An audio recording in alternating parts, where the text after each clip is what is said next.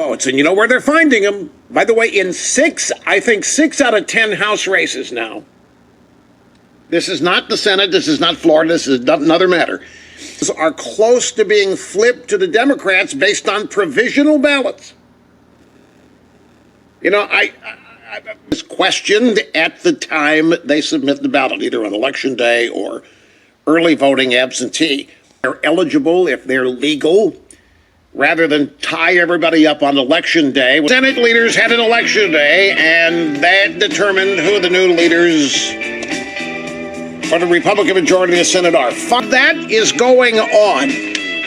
In Palm Beach County, they're going to have to start their recount over because the voting machine's overheated. I thought that was just an election stunt created by Trump. Remember the media telling us there was no caravan. This is made up by Trump to gin up his base. Well, they're here on the Texas-Mexican border with Kirstjen Nielsen.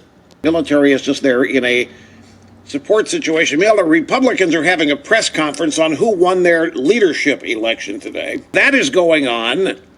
The overheating voting machines in Palm Beach County said the reason for this is they're 10 years old and stress. 10-year-old technology cannot handle the stress to find votes. And you know where they're finding them? By the way, in I think 6 out of 10 House races now. This is not the Senate. This is not Florida. This is another matter. If they're legal, well, guess what? Who do you think shows up and has provisional ballots cast? A bunch of people that aren't registered to vote. Show up in states where traditionally elections are close. You never hear about this in New York or California, although there is a congressional race in California where this is a factor, and it looks like it's a seat the Republicans held that they're going to lose. But for the most part, you don't hear about this in states where elections are not close. But in Florida and Ohio, elections are always close. And so it's not difficult for Democrats to conceive a strategy of having a bunch of people show up either early voting or absentee or election day who aren't eligible. Provisional ballots are cast, and then they end up being counted, and this is what we're looking at right now. Caring this much, we don't envision them planning this strategically. Republicans plotting ways to cheat, although they may. I mean, we got to be out. We don't know. But we be getting more and more intense this way, and we're seeing it now in Georgia. We got to delay the count. We got to delay the count because if we delay the count, we're going to find more votes. We got to. And so this is what we are. Meanwhile, the Republicans are holding a press conference announcing who won the leadership position. What's my point? While the Republicans are focused on themselves and so forth, there's a whole lot of stuff going on out there. Stuff it and hang on and wait their turn. They're too young to be in leadership. The leadership's going to have to hold their hands. This is not going to sit well. We've got CNN totally in the tank for Pelosi in drive-by media that we would encounter. Overheating voting machines, caravans starting to arrive on the Supreme Court for NPR.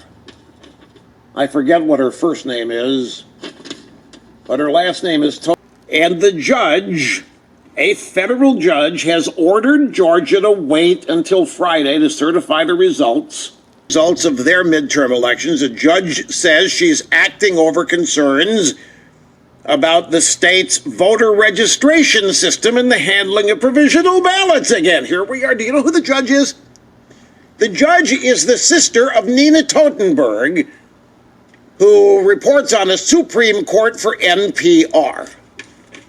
I forget what her first name is. What is this? It means the judge is a radical extreme leftist. You know where this is going. Stacey Abrams, African American. So obviously, Republicans in Georgia pulled a fast one and tried to limit voter participation by African Americans by screwing around with the voter registration. You can see where this is headed. You can see where the allegation is headed. The judge is making the case herself rather than waiting for a lawyer to show up in her courtroom to do it. Ballots. Where will that head? Well, the judge will say some provisional ballots that are eligible might be eliminated. Republicans or these people that run the polling centers might be throwing them out when they shouldn't be, and I need the extra time to make sure that they are counted. Me is Amy Totenberg, sister of Nina Totenberg. It's an interesting point of fact. I'm not saying it matters. I'm just saying, like all Obama appointees, radical leftist elections. So don't worry about that. It is a lie. The drive-by media is saying it is a lie that Democrats are trying to steal elections. It's perfectly legitimate to mix in provisional ballots with regular ballots so they can't. Reasons I've been focusing on them.